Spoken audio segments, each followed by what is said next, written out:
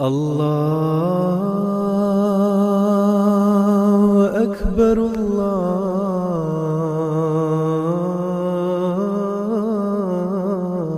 اکبر۔ اعوذ باللہ من الشیطان الرجیم، بسم اللہ الرحمن الرحیم۔ ناظرین کرام، خرم نصیرانہ جال حق میں ایک مرتبہ پھر آپ کی خدمت میں حاضر ہے۔ ناظرین، اس بار ہمارے پروگرام کا موضوع ہے جھوٹے مدعی وحی و نبوت کا انجام۔ ناظرین، اس پروگرام کو 2 حصوں پر تقسیم کیا گیا ہے، اور پہلے حصے میں صرف اور صرف قرآن کریم کے حوالہ سے بات ہوگی۔ تو ناظرین، اللہ تعالیٰ نے سورہ الحاقہ کی آیات 45 تا 49 میں فرمایا ہے، اعوذ باللہ من الشیطان الرجیم، وَلَوْ تَقَوَّلَ عَلَيْنَا بَعْضَ الْأَقَاوِيلِ لَأَخَذْنَا مِنْهُ بِالْيَمِينِ ثُمَّ لَقَطَعْنَا مِنْهُ الْوَتِينَ ثُمَّ مِنْكُمْ مِنْ أَحَدٍ عَنْهُ حَاجِزِينَ وَإِنَّهُ لَتَذْكِرَةٌ لِّلْمُتَّقِينَ۔ اور اگر وہ بعض باتیں جھوٹے طور پر ہماری طرف منسوب کر دیتا تو ہم اسے ضرور داہنے ہاتھ سے پکڑ لیتے، پھر ہم یقیناً اس کی رگ جان کاٹ ڈالتے، پھر تم میں سے کوئی ایک بھی اس سے ہمیں روکنے والا نہ ہوتا، اور یقیناً یہ متقیوں کے لیے ایک بڑی نصیحت ہے۔ تو ناظرین محترم، بظاہر ان آیات کے اندر مخاطب ہمارے آقا و متا سید و مولا حضرت محمد رسول اللہ صلی اللہ علیہ وآلہ وسلم ہے، مگر ان آیات کا اطلاق ہر انسان کے اوپر ہوتا ہے۔ ناظرین، یہ کیوں کر ممکن ہے کہ حضرت صلی اللہ علیہ وآلہ وسلم، جو کہ تمام نبیوں کے سردار اور تمام نبیوں سے افضل اور اس کائنات کے بنانے کے مقصد ہیں، ان کے لیے تو اللہ تعالیٰ نے اس قدر سختی فرمائی ہے کہ اگر ایک وہ چھوٹی سی بات بھی اللہ تعالیٰ کی طرف منسوب کر دیتے تو اللہ تعالیٰ داہنے ہاتھ سے پکڑتا اور ان کی رگ جان کاٹ دیتا، اور کوئی انسان اللہ تعالیٰ کو روکنے والا نہ ہوتا، اور متقیوں کے لیے اس میں نشانی ہے۔ مگر جو باقی دنیا ہے اس کو اللہ تعالیٰ جھوٹ دے دے، اور اللہ تعالیٰ کہے کہ جو مرضی کرو، جس طرح مرضی جھوٹ باندھو، تو تمہیں چھوٹ ہے۔ یہ ایک قابل فکر بات ہے، کیونکہ میں نے اکثر دوستوں کو یہ کہتے سنا ہے، ہمارے مسلمان بھائیوں کو، کہ اس میں مخاطب چونکہ حضرت صلی اللہ علیہ وآلہ وسلم ہے، تو اس قدر سختی صرف حضور صلی اللہ علیہ وسلم کے لیے تھی، باقی تمام انسان اس سختی سے بری ذمہ ہے۔ لیکن جب قرآن کریم کی باقی آیات کی طرف نظر دوڑائیں تو معلوم ہوتا ہے کہ ایسا ہرگز نہیں ہے، بلکہ یہ سختی ہر انسان کے لیے عام ہے، نہ صرف حضرت صلی اللہ علیہ وسلم کے لیے خاص۔ ناظرین، سورہ یونس کی آیات 70 تا 71 میں اگر آپ دیکھیں تو اللہ تعالیٰ کیا فرماتا ہے، تو کہہ دے یقیناً وہ لوگ جو اللہ پر جھوٹ گھڑتے ہیں کامیاب نہیں ہوں گے، دنیا میں کچھ فائدہ اٹھانا ہے، پھر ہماری ہی طرف ان کا لوٹنا ہے، پھر ہم انہیں سخت عذاب چکھائیں گے بسبب اس کے کہ وہ کفر کیا کرتے تھے۔ تو ناظرین کرام، جیسا کہ آپ دیکھ سکتے ہیں کہ اس آیت کے اندر، ان 2 آیات کے اندر اللہ تعالیٰ نے فرمایا کہ جو شخص بھی اللہ تعالیٰ کے اوپر جھوٹ گھڑتا ہے، اللہ تعالیٰ اسے دنیا میں کچھ ایک عرصے کے لیے فائدہ، تو کچھ مخصوص مدت کے لیے فائدہ تو اٹھانے دیتا ہے، پر اس کے بعد پھر اس کو موت آن پکڑتی ہے، اور اس کے بعد سخت عذاب ہوتا ہے۔ ناظرین، اسی ضمن میں اگلی جو 2 آیات ہیں وہ سورہ النحل کی آیات 117 تا 118 ہے، اور اس میں بھی اللہ تعالیٰ کیا فرماتا ہے، اللہ فرماتا ہے، اور تم ان چیزوں کے بارے میں جن کے متعلق تمہاری زبانیں جھوٹ بیان کرتی ہیں یہ نہ کہا کرو کہ یہ حلال ہے اور یہ حرام، تاکہ تم اللہ پر بہتان تراشو۔ یقیناً وہ لوگ جو اللہ پر جھوٹ گھڑتے ہیں کامیاب نہیں ہوا کرتے، ایک تھوڑا سا فائدہ ہے اور پھر ان کے لیے ایک بڑا دردناک عذاب مقدر ہے۔ تو ناظرین،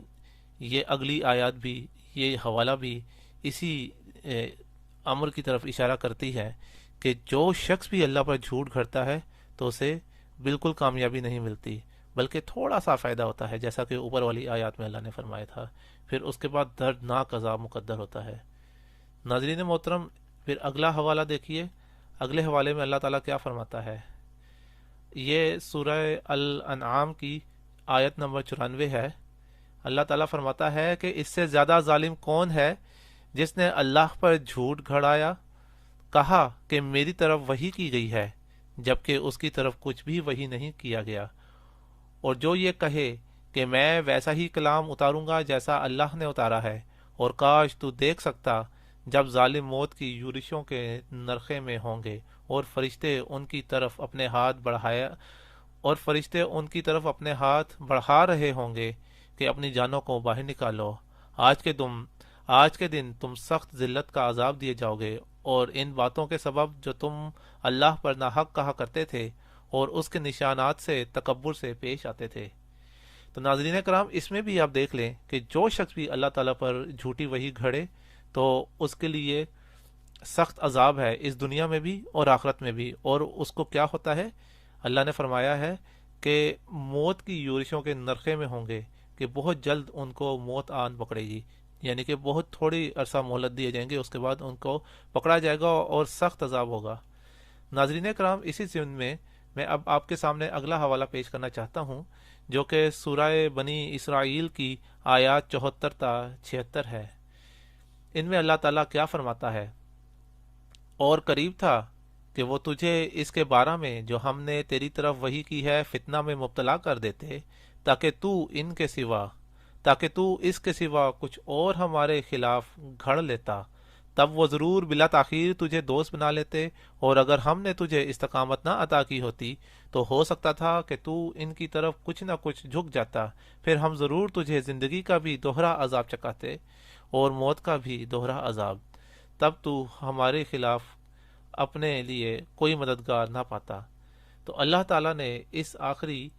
حوالہ کے اندر واضح طور پر فرما دیا ہے کہ اس دنیا میں بھی عذاب ہے اور آخرت میں بھی عذاب ہے اور موت کا عذاب ہے، یعنی کہ دنیا میں تو ذلت ہے لیکن اس کے ساتھ موت بھی ہے۔ تو ناظرین کرام، یہ ایک چند حوالہ جات تھے جو کہ میں قرآن کریم کے حوالے سے پیش کرنا چاہتا تھا۔ حضرت مرزا غلام احمد قادیانی مسیح موعود و مہدی مسعود علیہ الصلوۃ والسلام کا دعویٰ تھا کہ اللہ تعالیٰ ان سے کلام کرتا ہے۔ انہوں نے سن 1865 کے اندر سب سے پہلی بار دعویٰ کیا کہ مجھے اللہ تعالیٰ نے وحی کی۔ پھر اس کے بعد سن 1882 میں انہوں نے اپنی کتاب شورائے آفاق کتاب براہین احمدیہ لکھی، اور اس کتاب کے اندر انہوں نے کہا کہ مجھے اللہ تعالیٰ نے یہ وحی کی، اللہ نے مجھے یہ وحی کی، اللہ نے مجھے وحی کر کے فرمایا کہ تو نبی ہے۔ اللہ تعالیٰ نے حضرت مرزا غلام احمد قادیانی علیہ السلام نے اپنی کتاب براہین احمدیہ کو بھر دی اپنی وحیوں سے، اور یہ سلسلہ مسلسل جاری رہا یہاں تک کہ سن 1908 میں مئی سن 1908 میں حضرت مرزا صاحب کی وفات ہو گئی۔ تو ناظرین کرام، اگر حضرت مرزا صاحب جھوٹے تھے اور انہوں نے جھوٹ کھڑا تو انہیں اللہ تعالیٰ نے کیوں نہیں پکڑا اور کیوں اتنی لمبی 43 سال کی مہلت دی؟ اس سلسلہ میں مزید حوالہ جات اگلی ویڈیو میں پیش کروں گا، اور کچھ بزرگان امت اس بارے میں کیا کہتے ہیں کہ جھوٹے مدعی وحی اور جھوٹے مدعی نبوت کا کیا انجام ہوتا ہے، اور حضرت مرزا غلام احمد قادیانی علیہ السلام نے جو چیلنج پیش کیا تھا 500 روپے کا کہ کوئی نذیر لا کے دکھائے جھوٹے مدعی نبوت کے ساتھ اللہ کا پیار ہو تو میں اس کو 500 روپے انعام دوں گا۔ تو میں دعا گو ہوں اللہ تعالیٰ کے حضور کہ اللہ تعالیٰ ہم سب کو حق اور سق پہچاننے کی توفیق عطا فرمائے۔ اللہم آمین۔ السلام علیکم ورحمۃ اللہ وبرکاتہ۔